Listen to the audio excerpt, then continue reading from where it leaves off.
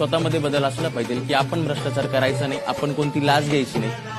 कारण की सुरुवात एका व्यक्तीपासून होते सर. आपण पूर्ण व्यवस्था डायरेक्टली नाही बदलू शकत. एक व्यक्ती सुजाण होईल जेव्हा त्या व्यक्तीला समजेल की आपलं आयुष्य एकदाच आहे आणि लिमिटमध्ये दिलेलं. म्हणजे सर आईने लहानपणापासून एक भजन शिकवलेलं आहे मला. राष्ट्रसंत तुकडोजी महाराज यांचं भजन आहे सर. घे घे घे हरिनाम घे, माया सारी सोडून दे, हात लावणी नशिबाला, तू रडतो ठाई ठाई, तू म्हणशील पैसा अडका, हा इथेच राहील सडका, मेल्यावरती आपल्या बरोबर मातीचा एक मडका. आणि तो मडकं पण फुटून जातं, ते आपल्यासोबत येत नाही वरती.